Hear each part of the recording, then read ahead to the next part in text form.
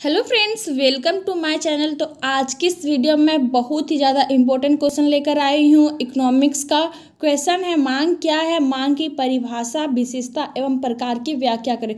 Friends मैं बता दूँ, ये क्वेश्चन एग्जाम में बहुत बार पूछा गया है और बहुत ही ज़्यादा इम्पोर्टेंट है ये क्वेश्चन आपके एग्ज़ाम की दृष्टि से। तो वीडियो के अंत तक बने रहे ताकि आप अच्छे से इसका मीनिंग को समझ पाएंगे और एग्ज़ाम में इजली इसका आंसर दे पाएंगे।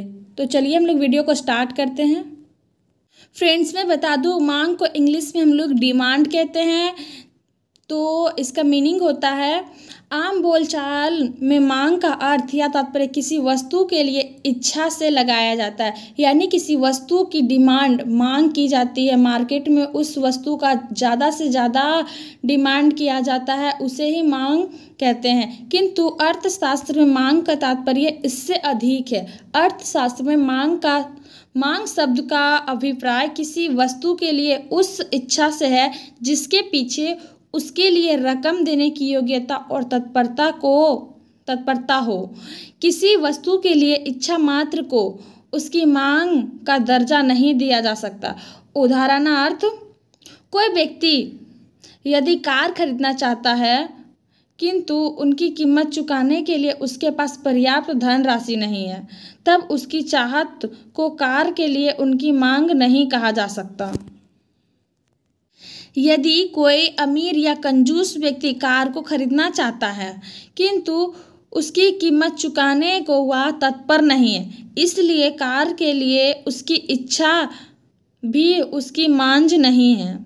किंतु किसी व्यक्ति के पास पर्याप्त धनराशि हो और वह उस चीज़ की कीमत चुकाने के लिए तैयार है, तो उसकी कार खरीदने की इच्छा को एक प्रभावी मांग का दर्जा दिया जा सकता है।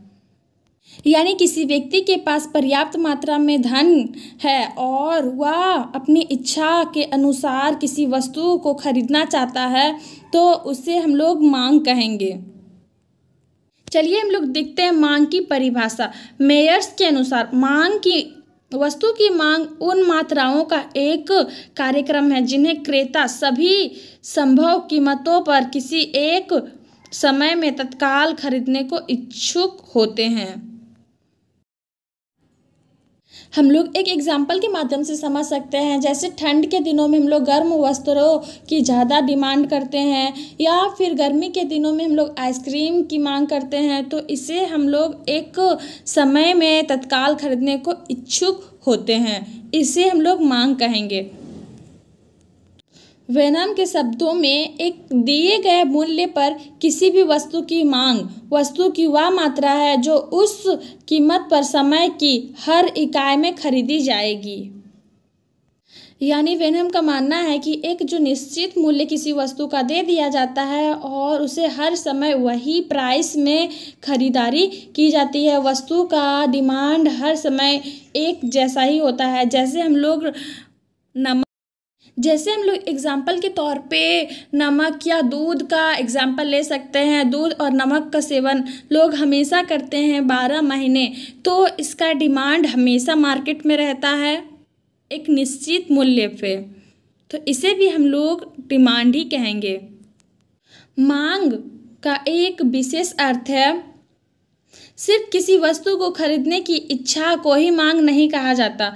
इच्छा के साथ साथ सहमति एवं उसे खरीदने की क्षमता का होना जरूरी है। उदाहरण के लिए, एक व्यक्ति है जो कार खरीदना चाहता है, वह कार खरीदने के लिए तैयार तो है, कार खरीदने में असमर्थ है क्योंकि उसके पास कार खरीदने के पैसे नहीं हैं। अतः कार उस गरीब व्यक्ति की मांग नहीं है। ठीक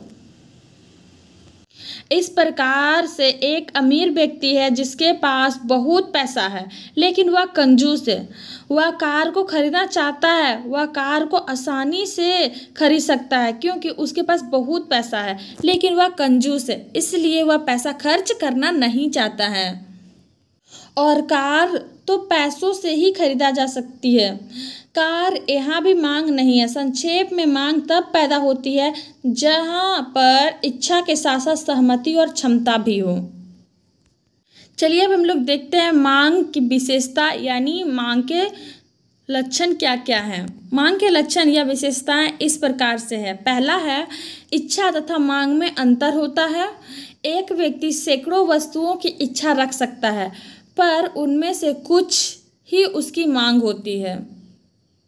यानी एक व्यक्ति की अनेक इच्छाएं होती है, बहुत सारे इच्छा होती है, लेकिन वह अपनी इनकम के आधार पर ही वस्तु का मांग करता है। इसीलिए इच्छा और मांग में अंतर माना जाता है। दूसरा पॉइंट है, मांग एक प्रभावी इच्छा है जो एक वस्तु खरीदने हेतु सहमति तथा क्षमता पर निर्भर होती है। तीसरा है, मांग निकटता से मूल्य से संबंधित है। मूल्य के बिना मांग का अर्थ नहीं है। यानी वस्तुओं की मांग उसके इनकम के आधार पर किया जाता है। अगर व्यक्ति के पास पैसे नहीं है तो वह किसी भी चीज़ का मांग नहीं कर सकता है। चौथा पॉइंट है, मांग समय विशेष से संबंधित होती है। चलिए अब हम लोग देखते हैं कि मांग के प्रकार कितने हैं। मांग के प्रकार इस प्रकार से हैं। पहला प्रकार है उपभोक्ता वस्तुओं और उत्पादन वस्तुओं की मांग। उपभोक्ता वस्तुएं वे अंतिम वस्तुएं होती है जो उपभोक्ता की आवश्यकताओं को प्रत्यक्ष रूप से संतुष्ट करती है। ऐसी वस्तुएं हैं जैसे रोटी, दूध, कपड़े, फर्नीचर आदि। पूंजी या उत्पादन वस्तुएं वे वस्तुएं होती है जो अन्य वस्तुओं के उत्पादन में मदद पहुंचाती है और जो उपभोक्ताओं की आवश्यकताओं को अप्रत्यक्ष रूप से संतुष्ट करती है, जैसे मशीन, प्लांट, कृषिगत व औद्योगिक कच्चे पदार्थ आदि। उपभोक्ता वस्तुओं की मांग प्रत्येक या स्वायत्त मांग कहलाती है। उत्पादन वस्तुओं की मांग। उत्पादन वस्तुओं की मांग व्युत्पन्न मांग होती है, क्योंकि इन वस्तुओं की अंतिम उपभोग के लिए नहीं बल्कि अन्य वस्तुओं के उत्पादन के लिए मांग की जाती है। जे.डी. ने अर्थव्यवस्था के उत्पादन वस्तुओं की मांग के संदर्भ में निम्न बातें बताई है। पहला है, उत्पादक वस्तुओं के क्रेता व्यवसायी होते हैं और वे प्रायः कुशल होते हैं, अतः बिक्री बढ़ाने की क्रियाओं का उन पर बहुत कम प्रभाव पड़ता है। दूसरा है, उपभोक्ता वस्तुओं के क्रेताओं का उद्देश्य पूर्णतः आर्थिक होता है। वे पूंजीगत वस्तुओं को लाभ के उद्देश्य से ही खरीदते हैं। तीसरा, उनकी मांग उपभोग मांग से व्युत्पन्न होने के कारण उसमें निरंतर और तीव्र उतार चढ़ाव होते रहते हैं। कोई वस्तु उपभोक्ता वस्तु है या उत्पादन वस्तु या उनके उपयोग पर निर्भर करता है। उदाहरणार्थ, जब फर्नीचर का उपयोग घर में किया जाता है तो वह उपभोक्ता वस्तु है, जबकि वही फर्नीचर जब व्यवसायिक गृह के लिए उपयोग किया जाता है तो वह उत्पादन वस्तु है। फिर भी यह विभेद उपयुक्त मांग विश्लेषण के लिए लाभप्रद है। यानी मांग उपभोक्ता के उपभोग पर निर्भर करता है कि उस वस्तु का उपभोग कब तक वह कर रहा है और कब तक वो करेगा। इसी कारण से मांग में हमेशा निरंतर उतार चढ़ाव होते रहते हैं। दूसरा पॉइंट है, नाशवान और टिकाऊ वस्तुओं की मांग। यानी बहुत सारे ऐसे वस्तुएं होते हैं जो कि टिकाऊपन नहीं होते हैं, जैसे सब्जियां मार्केट में 1-2 दिन तक ही टिकती है वरना खराब हो जाती है वे वस्तुएं। नाशवान वस्तु वैसे वस्तु को कहा जाता है जिसका प्रयोग सिर्फ एक बार किया जाता है, अन्यथा उसका प्रयोग ना किए जाने पर वो खराब हो जाती है। आगे उपभोक्ता और उत्पादन वस्तुओं को नाशवान और टिकाऊ वस्तुओं में वर्गीकृत किया गया। अर्थशास्त्र में नाशवान वस्तुएं वे होती है जिनका उपभोग सिर्फ एक बार किया जा सकता है, जबकि टिकाऊ वस्तुएं वे हैं जो एक समय अवधि के बाद भी अधिक बार या दोबारा उपयोग में लाया जा सकता है। अर्थात नाशवान वस्तुएं अपने आप उपभोग की जाती है, जबकि टिकाऊ वस्तु को सिर्फ सेवाएं उपभोग की जाती है। इस प्रकार नाशवान वस्तुओं के अंतर्गत सभी प्रकार की सेवाएं, भोज्य पदार्थ, कच्चे माल आदि आते हैं तथा दूसरी ओर टिकाऊ वस्तुओं के अंतर्गत मकान, जमीन, मशीन, फर्नीचर आदि आते हैं। इस विभेद का इसलिए और भी महत्व है क्योंकि मांग विश्लेषण में टिकाऊ वस्तुएं गैर टिकाऊ वस्तुओं की अपेक्षा अधिक जटिल समस्याएं पैदा करती है। गैर टिकाऊ वस्तुओं की बिक्री प्रायः वर्तमान मांग को पूरा करने के लिए की जाती है, जो वर्तमान दशाओं पर निर्भर करती है। दूसरी ओर टिकाऊ वस्तुओं की बिक्री वर्तमान वस्तुओं के भंडार में वृद्धि करती है, जिनका सेवाएं एक समय अवधि के उपरांत उपभोग की जाती है। नाशवान वस्तुओं की मांग अधिक लोचशील होती है, जबकि नाशवान टिकाऊ वस्तुओं की मांग अल्पकाल में कम लोचशील होती है और दीर्घकाल में उनकी मांग से अधिक लोचशील होने की प्रवृत्ति होती है। जे डीन ने कहा है कि टिकाऊ वस्तुओं की मांग व्यावसायिक दशाओं के सापेक्ष में आर्थिक अस्थिर होती है। अस्थगनता, स्थानापन्नता, भंडारण और विस्तार परस्पर संबंधित समस्याएं हैं जो टिकाऊ वस्तुओं की मांग निर्धारित करने में शामिल रहती है। व्युत्पन्न और स्वायत्त मांग। जब किसी वस्तु की मांग कुछ मूल वस्तुओं की खरीद से जुड़ी होती है तो उसकी मांग व्युत्पन्न मांग कहलाती है। दूसरी ओर उन वस्तुओं की जिनकी मांग कुछ अन्य वस्तुओं की मांग से नहीं जुड़ी होती है स्वायत्त मांग कहलाती है, जैसे भोजन, वस्त्र, आवास आदि। उपभोक्ता वस्तुओं की मांग स्वायत्त मांग होती है। चौथा, फर्म या कंपनी मांग और उद्योग मांग।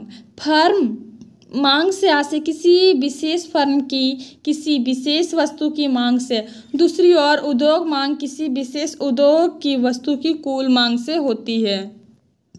पांचवा पॉइंट है अल्पकालीन मांग और दीर्घकालीन मांग। यानी जब कुछ समय के लिए वस्तुओं की मांग की जाती है उसे हम लोग अल्पकालीन मांग कहते हैं, और लंबे समय के लिए जिस वस्तु का मांग किया जाता है उसे दीर्घकालीन मांग कहते हैं। जैसे नाशवान वस्तुओं जैसे सब्जी, फल, दूध आदि के लिए कीमत में परिवर्तन से मांगी गई मात्रा में परिवर्तन शीघ्रता से होता है।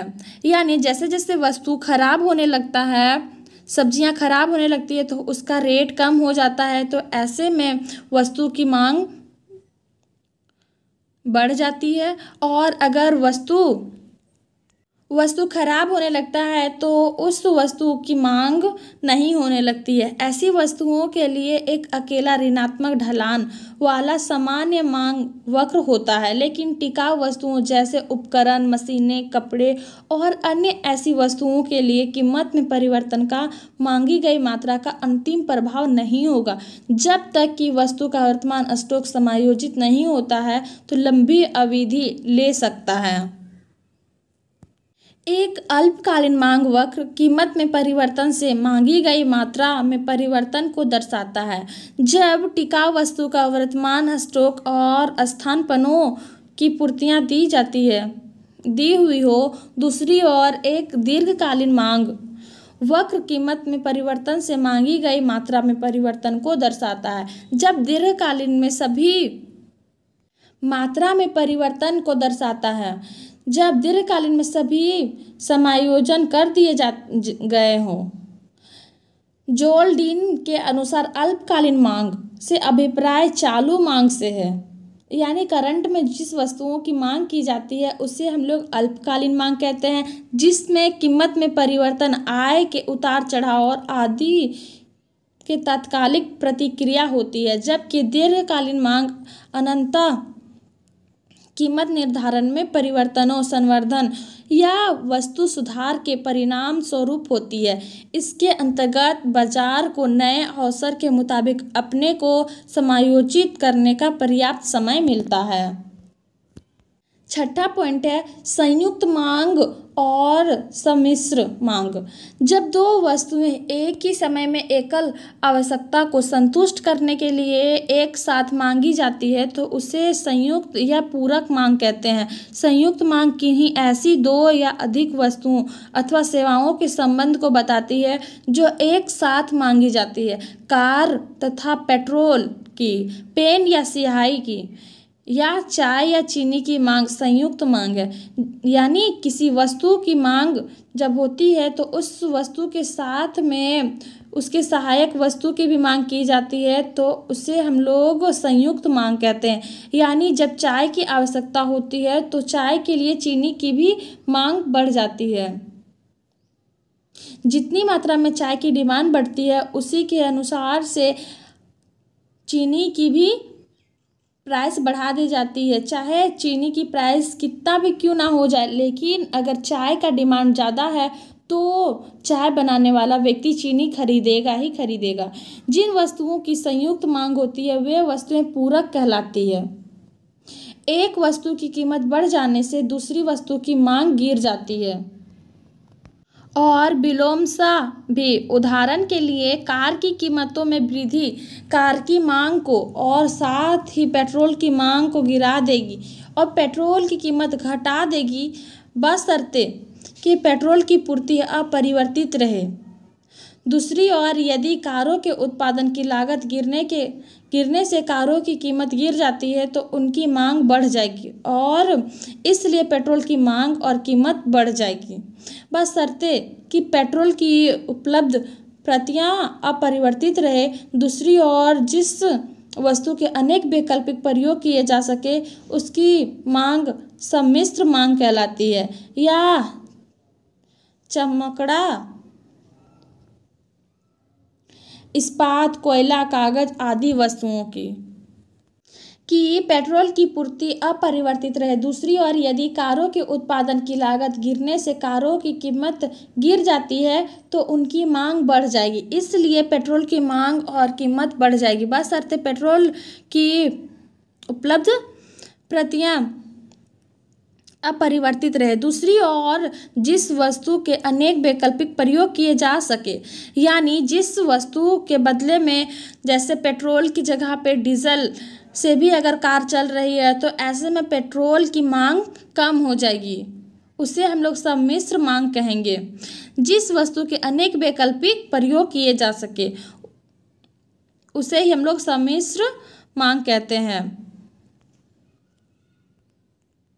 जैसे चमकड़ा, इस्पात, कोयला, कागज आदि वस्तुओं की ही नहीं अपितु भूमि, श्रम तथा पूंजी जैसे उत्पादन के साधनों की भी विशिष्टता है। उदाहरण के तौर पर रेल, फैक्ट्री, घरेलू उपयोग आदि के लिए कोयले की मांग रहती है। सम्मिश्र मांग में एक वस्तु के विभिन्न प्रयोगों में स्पर्धा रहती है, अतः उस वस्तु का प्रत्येक प्रयोग उसके अन्य प्रयोगों की स्पर्धा रखता है, इसलिए इसे स्पर्धी मांग यानी प्रतियोगी मांग भी कहते हैं। यानी मांग में कंपटीशन किया जाता है। किसी वस्तु के लिए एक उपयोगकर्ता द्वारा मांग में परिवर्तन से अन्य उपयोगकर्ताओं को इसकी पूर्ति पर प्रभाव पड़ेगा, जिससे उसकी कीमत में परिवर्तन होगा। यानी एक उपयोगकर्ता की मांग में परिवर्तन होता है तो अन्य उपयोगकर्ताओं की इसकी पूर्ति पर प्रभाव पड़ता है।